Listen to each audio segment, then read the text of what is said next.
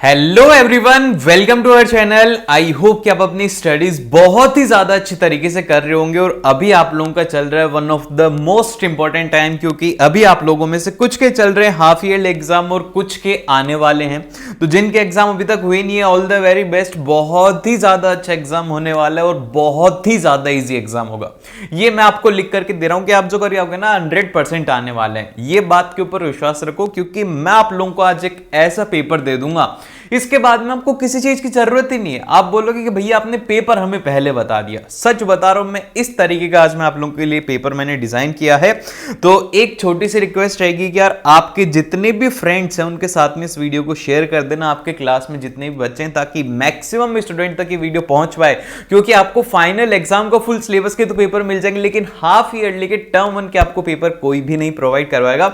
वो सिर्फ और सिर्फ मैं करवाने वाला हूं। और उसी के साथ में एक इंपॉर्टेंट बात मैं आप लोगों को बता देता हूं कि आपका जितना भी हाफ ईयरली के लिए, जैसे कि आपको ग्रामर का पोर्शन चाहिए, जैसे कि आपको राइटिंग का पोर्शन चाहिए, वो सब कुछ मैं एक नीचे आपको डिस्क्रिप्शन में प्लेलिस्ट दे दूंगा। वहां पर आपको मिल जाएगा, सभी सब्जेक्ट्स के पेपर मिल जाएंगे, सब कुछ मिल जाएगा।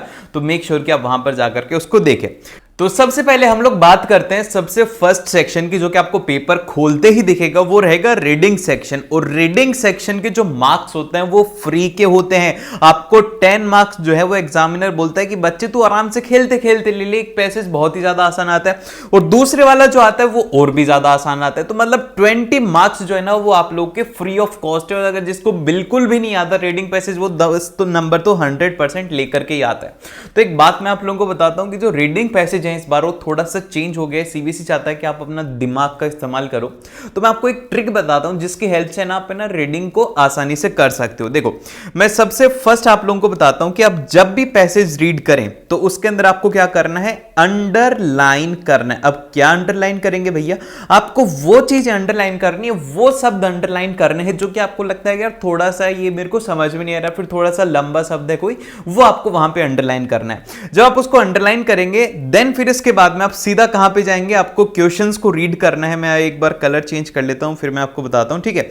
अब इसके बाद में आपको क्या करना है कि क्वेश्चंस जो है उनकी रीडिंग करनी है। और जब आप क्वेश्चंस को रीड करें वहां पर भी आपको यही स्टेप फिर से करना है, अंडरलाइन करना है। जब आप इसको अंडरलाइन करोगे ना, कोई भी वर्ड है उसको अंडरलाइन करोगे, क्वेश्चंस के अंदर आपने अंडरलाइन किया और पैराग्राफ में अंडरलाइन किया, तो कुछ ऐसे वर्ड्स होंगे जो कि वहां पर मैच हो जाएंगे। तो इससे क्या होगा कि आप आसानी से उसको ढूंढ पाओगे। तो ये है एक छोटी सी शॉर्ट ट्रिक जिससे कि आप ना आसानी से पैसेज को कम टाइम के अंदर सॉल्व कर सकते हो। और एक बात इंपॉर्टेंट ध्यान में रखना, ये जो आपके पैसेज है ये ओनली एंड ओनली 20 मार्क्स का रहेगा। तो आपको इसके ऊपर ज्यादा टाइम नहीं देना है। बहुत सारे बच्चे ऐसे होते हैं कि जो कि जाते ही इसको सॉल्व करने लग जाते हैं। तो ऐसा होता है कि भाई जो टाइम है हमारा वो पूरा पूरा रीडिंग पैसेज ही ले जाता है, क्योंकि 3 घंटे का पेपर है। उसमें से क्या होता है कि 1 घंटा 1.5 घंटा हम लोग इसे को दे देते हैं। आधा टाइम आपको इसको नहीं देना है। इसको सिर्फ और सिर्फ आपको 30 से 35 मिनट्स के अंदर इसको खत्म कर देना है। ये अगर मैं आपको एक सजेशन देता हूं कि अगर आपको अपना पेपर जो है वो टाइम से कंप्लीट करना है, तो आपको क्या करना होगा, सबसे फर्स्ट में ना ये खोलना ही मत, सबसे फर्स्ट में आप जाना लिटरेचर के ऊपर। अब भैया लिटरेचर के ऊपर क्यों जाएंगे, क्योंकि लिटरेचर के जो क्वेश्चंस हैं वो कौन से क्वेश्चंस है, वो क्वेश्चंस है जो कि आप बुक से पढ़ करके आए। वहीं पर जो रीडिंग है वहां पर क्या करना है, आपको पढ़ना है, फिर उसके बाद में उन क्वेश्चंस के आंसर निकालने। तो लॉजिकली सोचो, एक बार करके देखना, आप जल्दी पेपर खत्म करोगे। फिर सेकेंड जो आपको करना है वो, अगर आप चाहो तो राइटिंग कर सकते हो या फिर आप उसकी जगह पर कर सकते हो यहाँ पे ग्रामर, दोनों में इंटरचेंज कर सकते हो, ठीक है। राइटिंग हो गया, ग्रामर हो गया, और फिर सबसे लास्ट के अंदर फोर्थ के ऊपर जो आएगा वो आएगा हमारा रीडिंग, ठीक है। अगर आप इस तरीके से फॉलो करोगे तो डेफिनेटली मैं बोल रहा हूं कि आपका पेपर टाइम पर कंप्लीट होगा और आप अच्छे से करके आओगे, ठीक है। क्योंकि ऐसा होता है कि हम रीडिंग के अंदर ज्यादा टाइम दे देते हैं ना, तो हम देखते हैं कि यार बस 1.5 घंटा बचा है, फिर हम पैनिक हो जाते हैं। तो जो आंसर हम अच्छे से लिख पा रहे थे वो हम अच्छे से नहीं लिखते। और एक बात और कि सबसे ज्यादा वेटेज भी हमारा लिटरेचर का ही होता है। तो ध्यान से इसको देखना और ध्यान से समझना कि पेपर के अंदर क्या भी हम। अब इसके अंदर सेक्शन ए आता है, जिसके अंदर क्या आपको क्या मिलेंगे, 10-10 नंबर के 2 पैसेज मिलने वाले हैं, ठीक है। 10-10 नंबर के क्या मिलेंगे, 2 पैसेज मिलेंगे, जिसके अंदर की आपको आंसर्स निकाल करके लिखने होंगे। अब ये जो है ये वाला सेक्शन मैं तो आपको कहूंगा कि आपको ये सेक्शन लास्ट में अटेम्प्ट करना चाहिए जब आपका पेपर हो जाए, क्योंकि लास्ट के अंदर जब अटेम्प्ट करोगे तो आपके पास में हो जाएगा कि यार इतना पेपर तो हो चुका, अब बस ये बचा है और इसको हम जल्दी जल्दी कर लेंगे। और अगर स्टार्टिंग में करोगे जैसे कि आप इसको पढ़ने लग गए तो आपको ये पढ़ना है, फिर उसके बाद में ये पढ़ना है, फिर इसके क्वेश्चन आंसर्स को करना है, तो जिसमें टाइम लगेगा, टाइम लगता है। और आप लोग अगर हो रहा है कि भैया आप गलत बोल रहे हो तो खुद से एक बार ट्राई करके देख लेना, आपको पता लग जाएगा। और देखो आप लोगों से एक छोटी सी रिक्वेस्ट है कि आप लोग प्लीज से इसको लाइक कर देना और अपने जो फ्रेंड्स हैं उसके साथ में इसको शेयर जरूर से कर देना, ताकि मैक्सिमम स्टूडेंट्स तक पहुंच सके, ताकि मैक्सिमम जो स्टूडेंट है वो ऐसी गलती ना करे और इंग्लिश में बहुत ही अच्छा स्कोर कर पाए। और सब्सक्राइब कर लेना, आपको क्लास 10th का ऐसा ही बहुत ही अच्छी क्वालिटी का जो मटेरियल है वो मिलेगा फ्री ऑफ कॉस्ट। अगर आप कोई कहे ना कि हम दे देंगे पेड में, आप दिखा देना, बस हमारे वाला दिखा देना, वो बोलेगा कि यार उनको खुद को शर्म आ जाएगी हम क्या दे रहे हैं पैसे लेके भी, लेकिन ये आपको सब कुछ फ्री ऑफ कॉस्ट मिलेगा। तो देखो अब एक जो है सेक्शन ए है, इसके अंदर आपको एक थोड़ा सा इंपॉर्टेंट सी बात बताता हूँ, वो ये है कि आपको इस पैसेज को सॉल्व कैसे करना है। हम क्या करते हैं जैसे कि हम पढ़ते रहते हैं कि जैसे कि on the 24 June emperor Napoleon, फिर उसके बाद में इस तरीके से करके हम पूरे पूरे को पढ़ लेंगे। फिर क्वेश्चंस के ऊपर जाते हैं कि how many soldiers fight in the, अब ये हमने देख लिया, तो अब हम क्या करेंगे कि इसमें इसको ढूंढेंगे, ठीक है, ऐसे पूरा पूरा ढूंढेंगे। तो ऐसे ढूंढने में टाइम लगता है, तो आपको क्या करना है, जैसे कि आप अभी इसको पढ़ रहे हो तो ये भी इंपॉर्टेंट पॉइंट आ रहा है, जैसे कि टोटल ऑफ 2,70,000 ट्रूप्स, इसको आपको अंडरलाइन कर लेना है, ठीक है। फिर उसके बाद में ऐसे जो पॉइंट्स आते हैं, जो नाम आते हैं, जैसे कि बैटल ऑफ सोल्फ्रेनो, इसी तरीके से आपको जितने भी नाम आते हैं उनको हाईलाइट कर लेना है इस तरीके से। फिर जब आप क्वेश्चन पढ़ेंगे, अब जैसे कि आप ये क्वेश्चन पढ़ोगे तो आपको ये पता लग जाएगा कि हाँ यार ये कहाँ पर था और कैसे था, तो आप इसको बहुत ही आसानी से कर पाओगे। तो इसमें ये याद रखना है कि आपको जैसे ही स्टडी कर रहे हो आप पैराग्राफ को, तो आपको जो वर्ड्स हैं, जो वर्ड हैं उनको मार्क करते हुए चलना है, ठीक है। वर्ड को क्या कर लेना है, मार्क कर लेना है, और फिर उसके बाद में आपको करना है। और कई बार क्या होता है कि मार्क करे हुए वर्ड में से भी क्वेश्चन आ जाते हैं, जैसे कि इस वर्ड का मीनिंग क्या है इस फॉलोइंग में, तो ये सब आप इसको कर सकते हो। ये आपको PDF मिल जाएगी जिसको कि आप आसानी से कर लेना। देखो अब पैराग्राफ तो मैं करवाने वाला नहीं, ऑब्वियस सी बात है, मैं पहले पढ़ूंगा फिर पढ़ाऊंगा तो काफ़ी ज़्यादा टाइम कंज्यूम हो जाएगा। और ये इसके आंसर से आपको मिल जाएंगे सारे के सारे। और इसी तरीके से जो रहता है क्वेश्चन नंबर 2 है, ये भी एक तरीके से 10 नंबर का रहता है। इसमें से जो होता है एक पैसेज को थोड़ा डिफिकल्ट दिया जाता है, दूसरे वाले को ईजी दिया जाता है, ऐसा रहता है, तो आपको देख लेना। और कई बार क्या होता है कि इसमें जो टाइटल है, टाइटल नहीं देते, वो कई बार क्वेश्चन में ही पूछ लेते कि भैया टाइटल क्या होगा, तो टाइटल का थोड़ा ध्यान रखना, जब भी पढ़ो तो पूरे को थोड़ा ध्यान से डीपली पढ़ना, ठीक है। देन फिर इसके बाद में जो नेक्स्ट आते हैं यहाँ पर कि अब ये क्वेश्चंस हैं। अब देखो ये जो क्वेश्चंस हैं, इन क्वेश्चंस को आपको क्या करना है यार, सही ढंग से करना है। अब भी इसलिए करना है क्योंकि आप क्या करते हो कि यार इन क्वेश्चंस को है ना, आंसर को एज इट इज लिख देते हो, जो कि आपने यहाँ से कॉपी करा, यहाँ पर कॉपी करोगे और फिर उसके बाद में एज इट इज लिख दोगे, नहीं, आपको थोड़ा सा अपना दिमाग लगा करके इसको क्रिएटिव वे के अंदर कन्वर्ट करके लिखना है, ताकि आप उसे अच्छे से टीचर को इंप्रेस कर पाएं, ठीक है। देन फिर इसके बाद में ये हो गया और इसके आंसर्स भी यहाँ पर गिवन है, तो आप इनको देख लेना। अब जो आता है नेक्स्ट सेक्शन आता है, वो आता है हमारे पास में राइटिंग का और ग्रामर वाला सेक्शन है, ठीक है। अब इसके अंदर क्या होगा, सबसे फर्स्ट जो है वो मिलेगा आपको एक लेटर, ठीक है। लेटर तो मिलना कंफर्म है, लेटर तो आपको हर एक में मिलेगा, फाइनल पेपर में भी मिलेगा, इसमें भी मिलेगा, सब में मिलेगा। तो ये क्या है भैया, ये है कि आप यू आर नेहा और निहाल Singh or computer in charge of a army public school, and your school wishes to buy 20 computers and computer accessories from Apple Incorporation, Nehru Place, New Delhi, और draft a letter for placing an order for the same। अब आपको एक letter for order लिखना है। तो अब देखो ये जो फॉर्मेट है, फॉर्मेट हर एक के अंदर एक ही रहेगा। फॉर्मल लेटर के अंदर सभी के अंदर फॉर्मेट अलग होते हैं, जैसे कि अभी यहाँ पर लेटर ऑफ ऑर्डर है तो इसके अंदर थोड़े बहुत कुछ चेंजेस होते हैं जो कि आपको सीखने चाहिए। अब देखो सबसे फर्स्ट आपको अगर मैं बताऊं तो ये जो आप लिखेंगे, जैसे कि आपको नाम दिया हुआ यहाँ पर कि यू आर नेहा और निहाल सिंह, तो आप स्टार्टिंग में भी लिख सकते हो, लास्ट में भी लिख सकते हैं। तो इसने क्या लिखा है, इसने लिखा है नेहा सिंह। अब क्या हो, आप आपकी पोस्ट आपको लिखनी है जो कि होगा कंप्यूटर इंचार्ज, और आपके स्कूल का नाम है आर्मी पब्लिक स्कूल, और यहाँ पर आपको दिल्ली लिख देना है। ये काम हो गया। स्टार्टिंग में क्या हो गया, ये हो गया सेंडर का एड्रेस, जो कि सेंड करेगा, आप ही कर रहे हो ना सेंड, तो ये हो गया आपका एड्रेस। फिर उसके बाद में आपको लिखनी है डेट। डेट में आपको यही फॉर्मेट रखना है, 27 सितंबर 2019 आपको, या फिर जो भी चल रहा है वो डेट लिख देनी है। देन फिर इसके बाद में यहाँ पर आपको नेक्स्ट में जो लिखना है कि रिसीव कौन करने वाला है। ये जो एड्रेस होगा ये होगा रिसीव करने वाले का, कि जो कि इसको प्राप्त करने वाले, मतलब जिसको ये मिलने वाला है वो कौन होगा भैया। यहाँ पर आपको लिखना है कि टू द पर्सन इंचार्ज, जो कि इंचार्ज है उसको आपको लिखना है, और फिर उसके बाद में सेल्स डिपार्टमेंट को आपको चाहिए, और यहाँ पर उस कंपनी का नाम है कि Apple incorporation, Nehru place, new Delhi. ये हो गया इसका। अगर आप इतना सा लिखते हो तो इसके लिए आपको टीचर हाफ मार्क्स दे देगा। अब इसके बाद में आपको लिखना होगा कि placing an order for computer and its accessories, ये हो गया इसका सब्जेक्ट। अब देखो ये तो है पूरा स्टार्टिंग का फॉर्मेट। इसके लिए आप लोग अगर ये सही ढंग से लिखोगे और लास्ट में ये लिख दोगे तो आपको ये सब लिखने के लिए 1 नंबर मिल जाएगा। पूरा जो कि आपने सेंटर हेडर्स वगैरह लिखा था उन सभी का 1 नंबर है। और ये जो बच्चा वो बीच वाला है ये बॉडी, इसके जो नंबर हैं वो है यहाँ पर 4 मार्क्स रहते हैं। तो आपको इसको अब बहुत ही अच्छे तरीके से लिखना है। अब क्या क्या लिखना है, कैसे लिखना है, वो समझाता हूँ मैं आपको। देखिए सबसे पहले आपको सैल्यूटेशन लिखना होगा कि डियर सर और मैम, जो कि आप हर एक में लिखते हैं। अब इसके बाद आपको लिखना है कि our school needs computer and its accessories. ये स्टार्टिंग की लाइन है कि आपको क्या है। फिर नेक्स्ट आपको लिखना है कि we have selected your company for the orders of 20 computers and its accessories. और फिर इसके बाद में आपने बता दिया कि terms and conditions regarding the orders are enclosed with this letter. आपको ये जो है ये आप एज इट इज किसी भी लेटर के अंदर, कुछ भी लेटर हो, आप अगर लेटर टू ऑर्डर लिख रहे हो तो उसके अंदर आपको ये एग्जैक्टली ऐसा कैसा कॉपी करके पेस्ट कर देना है। देन फिर इसके बाद में आपको एक टेबल बनानी होगी जिसके अंदर आपको लिखने की list of items as below. सबसे पहला है कि कंप्यूटर आपको कितनी चाहिए 20, और माउस पैड कितने चाहिए वो चाहिए 20, और फिर उसके साथ में प्रिंटर हो गया, प्रोजेक्टर हो गया, और ये सब आपको लिख देना। और अगर हो सके तो यहाँ पर एक और कॉलम बना करके ब्रांड का नेम लिख देना। अब कंप्यूटर कौन सा चाहिए, वो चाहिए भैया एप्पल का, हर कोई एप्पल का ही चाहता है। माउस पैड कौन सा चाहिए, कोई सी भी कंपनी का, अगर नहीं है तो एनीवन। और फिर उसके बाद में प्रिंटर चाहिए एचपी का, और ये जो हमें प्रोजेक्टर है ये किसका चाहिए कैनन का। ठीक है, इस तरीके से आप कोई सा भी लिख सकते हो, ये ब्रांड्स के नाम लिख सकते हो, अच्छा लगेगा टीचर को। देन फिर इसके बाद में नेक्स्ट जो लाइन रहेगी उसके अंदर आपको लिखना है कि the amount towards the goods will be paid after the delivery of item. ये आपको जरूर से लिखना है कि आपका मोड ऑफ पेमेंट कौन सा रहेगा। ये आपको जरूर से इंक्लूड करना है कि भैया आप किस तरीके से पे करने वाले हो, आपको ये पेमेंट वाला जरूर से ऐड करना है। देन फिर इसके बाद में यहाँ पर आता है कि we hope that the dispatch of the goods will be done as early as possible. अब आप यहाँ पर ये भी लिख सकते हो कि डेट भी लिख सकते हो, जैसे कि आपने जिस डेट को लिखा है उसके 1 महीने बाद की डेट लिख सकते हो कि इससे पहले पहले पहुंच जाना चाहिए, और इसको जल्दी से जल्दी पॉसिबल कीजिए। फिर इसके बाद में यहाँ पर आता है कि looking forward to continue the business relations with your company in future. Last के अंदर आपको ये लाइन लिखनी है, क्लोजिंग लाइन होगी, और लास्ट में योर्स सिंसियरली, और इसके बाद में नेहा सिंह।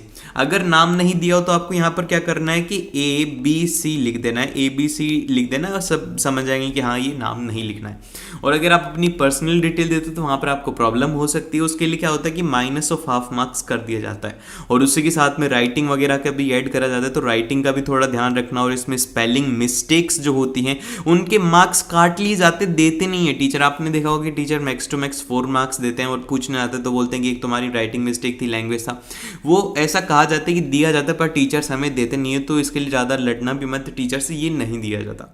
अब इसके बाद में और वाला जो सेक्शन है इसके अंदर कहा गया कि आपको एक आर्टिकल लिखना है। अब वो क्या लिखना है कि the government has urged the peoples of India to realise the dream of a clean India. अब इसके बाद में आपको एक आर्टिकल लिखना है कि write an article describing the measures that the people can take for the cleaner and greener idea. You are Anuj and Amit Kumar. अब आपको ये लिखना क्या होता है, देखो सिंपल सा आप ये समझो कि आप एक न्यूज़पेपर में क्या है कि आप अपना एक आर्टिकल दे रहे हो। क्या कर रहे हो आप, न्यूज़पेपर के अंदर अपना एक आर्टिकल दे रहे हो, तो आपको क्या करना है, सबसे पहले तो हेडिंग लिखनी है जो कि यहाँ पर रहेगी क्लीन इंडिया। अब आप जो भी हैं, आप एक तरीके से ऑथर ही हैं उसके, तो आपको उसके बाद में अपना नाम लिख देना है कि क्लीन इंडिया जो है वो है यहाँ पर बाय अमित। तो अगर आप ये लिखोगे तो आपको इसके लिए 1/2 मार्क्स दिया जाएगा, 1/2 मार्क्स इसमें ऐड हो जाएगा। अब इसके बाद में जो बचा हुआ है ये पूरा का पूरा जो है ये रहने वाला है आप लोगों के पास में 4 मार्क्स का। ठीक है, 4 मार्क्स का रहेगा, और 1/2 मार्क्स जो है वो आप लोगों की राइटिंग एरर वगैरह सब कुछ उसमें इंक्लूड कर दिया जाएगा।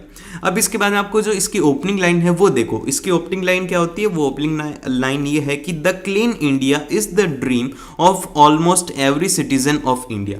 ये इंडिया के अंदर हर कोई चाहता है कि हमारी इंडिया जो है बहुत ही नीट एंड क्लीन रहे। ये हिंदी में बता रहा हूँ मैं आपको ताकि आपको अच्छे से समझ में, आप उसको अपनी लैंग्वेज में लिख पाओ। ये एग्जैक्टली जो लैंग्वेज है, ये जो लैंग्वेज में आप देख रहे हो, ये बहुत ही ज़्यादा एक तरीके से बुक वाली लैंग्वेज है। बुक वाली लैंग्वेज जो है उसको बहुत ही बड़े प्रोफेसर्स लिखते हैं, जो कि आप लोगों के अभी बस की बात नहीं है, क्योंकि आप लोगों को इतना सा लिखना है कि आपको लेटर लिखना और आपको मार्क्स चाहिए। तो आपको अभी ये क्या करना है कि अपनी लैंग्वेज में कन्वर्ट करके लिखना है जिससे कि आप अच्छा बना पाए।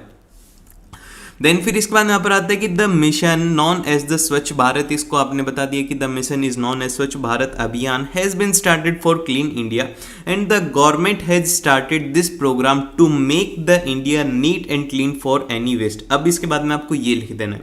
फिर इसके बाद में आपको जो भी इंपॉर्टेंट है कि क्या क्या करने वाले हैं वो सब आपको इसमें गाइडेंस वगैरह लिख देने कि the government has made the Sulabh toilets for the cleanliness and prevent the disease transmission, sweepers has been appointed by the government for cleaning of the roads. तो ये इस तरीके से आपको लिखना है। ये सब कुछ आपको डिटेल्स जो हैं वो एक बार पढ़ते जाओगे, जितनी ज़्यादा आप सॉल्व करोगे उतनी ही ज़्यादा आपकी ये इंप्रूव होती जाएंगी। देन फिर इसके बाद जो नेक्स्ट आता है वो आता है आपके पास में क्वेश्चन नंबर 4, जिसको कि आपको लिखना है 150 से 200 वर्ड्स में। अब यहाँ पर एक बात जो इंपॉर्टेंट हाईलाइट करना चाहता हूँ वो ये है कि आपको जब कभी भी वर्ड्स कर दिया जाए तो मतलब कि 10 लाइन्स जो हैं वो कहा जाता है कि मतलब अरे क्या लिख दिया मैंने, 10 वर्ड जो होते हैं वो होते हैं एक लाइन के अंदर, ये कंसिडर करा जाता है। तो आपको एग्जाम के अंदर बैठ के गिनने की जरूरत नहीं, आपको सिर्फ और सिर्फ लाइन गिननी है। 15 से 150 से 200 वर्ड का मतलब है कि 15 से 20 लाइनों के अंदर आपको इसको लिखना होगा।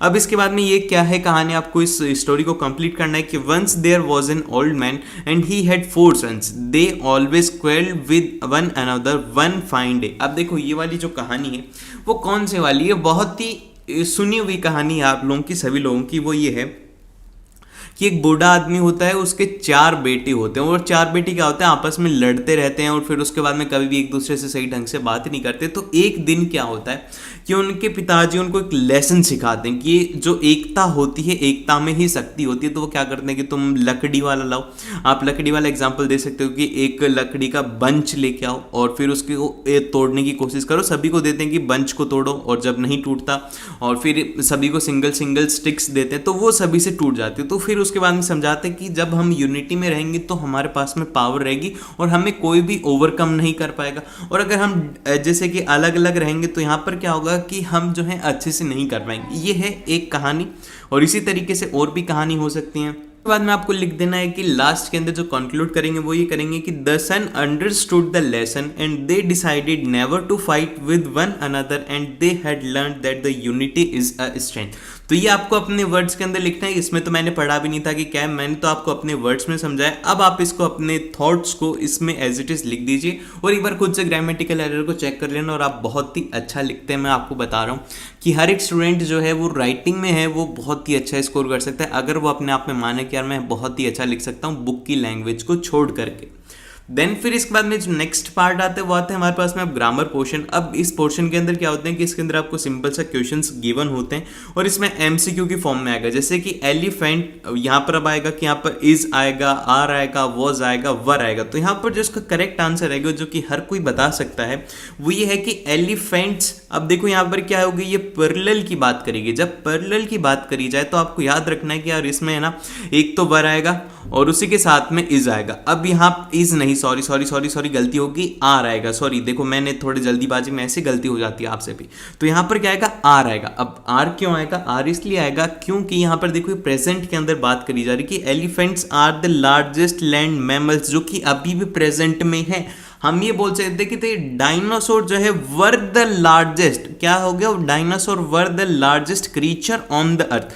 अब वर क्यों है, क्योंकि वो पास्ट में थे, अभी ये एलिफेंट्स जो है वो प्रेजेंट में है, इसीलिए यहां पर आ रहा है। फिर इसी तरीके से द 3 स्पीसीज ऑफ एलिफेंट्स। अब यहां पर क्या आएगा, लिविंग टुडे, मतलब एक तरीके से यहां पर बात करी जा रही है प्रेजेंट की। तो अब प्रेजेंट की जब बात करी जा रही है तो यहां पर क्या आएगा, यहां पर सिंपल सी बात होगी, पैरेलल हो गया तो पैरेलल के अंदर हम बोल सकते हैं कि यहां पर आ जाएगा आर। ठीक है, ये तो पता लग गया।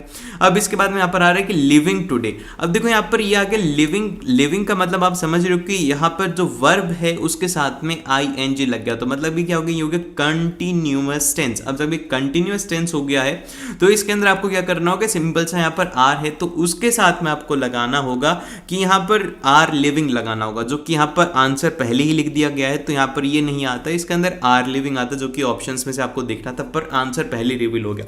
इसी तरीके से आपको बचे हुए करने होते हैं जो कि ग्रामर के अंदर बहुत ही सिंपल आते हैं। और फिर इसके बाद में अगले तरीके के जो क्वेश्चंस हैं वो हैं एरर करेक्शन वाले। अब देखो यार, ये जो एरर करेक्शन वाले क्वेश्चंस हैं इसकी मैंने एक बहुत ही अच्छे से प्रैक्टिस करवा रखी है। अगर आप देखना चाहते हो तो वो देख सकते हो, क्योंकि वहाँ पर आपको क्वेश्चंस मिलेंगे। क्वेश्चंस जितने ज़्यादा करोगे उतनी ज़्यादा आप बहुत ही अच्छे से कर पाओगे। तो आपको क्वेश्चंस एक बार देख लेने हैं उनको, ताकि आप बहुत ही सही ढंग से इनको सॉल्व कर पाएं। जैसे कि यहाँ पर आगे क्या है, tsunami is a series in waves. तो अब आपको यहाँ पर लिखना है कि सीरीज इन की जगह पर क्या आएगा, सीरीज इन। आपको भी समझ में आना चाहिए कि इन तो आएगा नहीं यार, इसकी जगह पर ऑफ आएगा, तो ये हो गया। फिर इसके बाद में generated in a body from water, तो यहाँ पर इसके अंदर फ्रॉम की जगह पर आएगा, वो आएगा ऑफ वाटर। तो इस तरीके से आपको एरर लिखना है और उसको करेक्ट करके आंसर लिख देना है। ये हो गया। इसी तरीके से इसके अंदर आपको रीअरेंज करना है। अब देखो, अगर मैं हर एक चीज को आपको बताऊंगा तो आपको बोरिंग लगेगा, और आप खुद से सॉल्व करेंगे तो आपको मजा भी आएगा। और फिर लास्ट के अंदर जो आता है हमारा सेक्शन सी आता है, जो कि रहेगा आप लोगों के पास में लिटरेचर का। लिटरेचर के अंदर जो पार्ट है वो आने वाला है आपके पास में पोइम से, और रहेगा आपके पास में जो आपकी बुक है उससे। अब देखो, जो पोइम से पार्ट आएगा उसको मैं आपको बता देता हूं कि उसको कैसे कवर करना है। उसको कवर करने के लिए आपको हर एक जो स्टेंजा है, इस स्टेंजा का आपको पूरा का पूरा प्रोनाउंसिएशन, और उसी के साथ में आपको क्या करना है, उसकी जो एक्सप्लेनेशन है, एक्सप्लेनेशन को करना है। प्रोनाउंसिएशन इसलिए जरूरी है क्योंकि उसमें एक ऐसे वर्ड्स होते हैं जो कि एग्जाम में कई बार बोल देता है कि भैया इसका मीनिंग बताओ। जैसे कि यहाँ पर लर्किंग इन द शैडो, अब इसका मीनिंग क्या होगा तो आपको पता नहीं लगेगा जब तक आप इसको अच्छे से प्रोनाउंस वगैरह नहीं कर पाएंगे। तो आपको ये करना है जरूर से, और आई होप कि आपको अच्छे से समझ में आएगा। इसकी पीडीएफ जो है आप डाउनलोड कर सकते हो। आपको सिंपल सा टेलीग्राम चैनल को ज्वाइन करना है, वहां पर आपको इसकी पीडीएफ मिल जाएगी। और मिलते हैं आप लोगों से नेक्स्ट वीडियो में। इस वीडियो को अपने दोस्तों के साथ में जरूर से शेयर करना, और सब्सक्राइब नहीं करा है तो सब्सक्राइब जरूर से कर लेना।